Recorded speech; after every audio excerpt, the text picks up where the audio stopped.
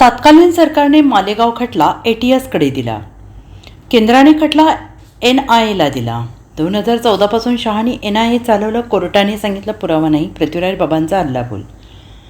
मालेगाव बॉम्बस्फोटाचा तपास करण्यासाठी हा खटला तत्कालीन सरकारने ATSकडे दिला होता. त्यानंतर काही लोकांना अटक झाली. त्यानंतर केंद्र सरकारने हा खटला NIAकडे दिला होता. 2014 पासून अमित शहा NIA चालवत आहेत.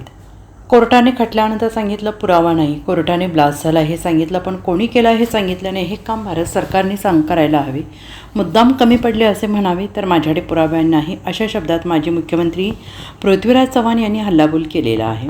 पृथ्वीराज चव्हाणांनी मालेगाव प्रकरणी निकाल आल्यानंतर भाजपची प्रतिक्रिया पाहून गोडसेनं गोळ्या घालताना धर्म बदलला होता का अशी विचारणा केली होती. तसेच त्यांनी भगवा दहशतवाद असा उल्लेख चुकीचा म्हणत सनातन टेरर असा शब्द वापरला. तेव्हापासून भाजपकडून त्यांच्या विरोधात जोरदार प्रतिक्रिया दिलेली आहे. चव्हाण यांच्या विरोधात शिंदे गटाकडून आंदोलन करण्यात आलं आणि या पार्श्वभूमीवर बोलताना पृथ्वीराज चव्हाण यांनी शहांच्या कार्यपद्धतीवर जोरदार टीका केली.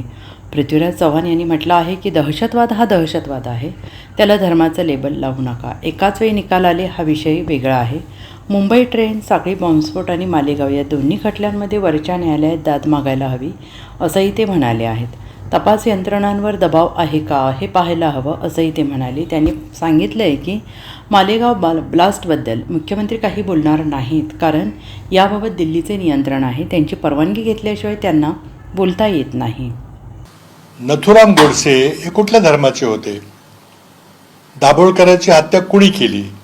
पानसऱ्यांची हत्या कुणी केली? गौरी लंकेशला कुणी मारलं?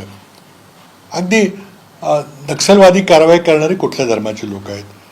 राजीव गांधींची हत्या तामिलीनी LTTEच्या तामिळ लोकांनी केली, कुठल्या धर्माचे ते होते? मणिपूरचा हिंसाचार कुठल्या धर्माचे लोक करतायत?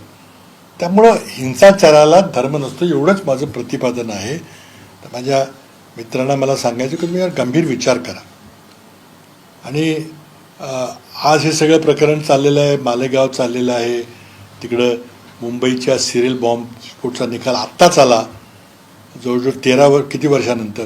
2007चा खटला आहे, 2008चा खटला आहे. त्याचबरोबर तिथं पहलगामच्या आतंकी लोकांना मारलं असं सांगितलं गेलं. सगळं आजच का होतं आहे?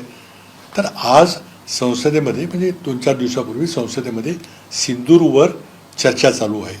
पंतप्रधानांना उत्तरं द्यायला त्यांच्याकडे उत्तरं नाहीत.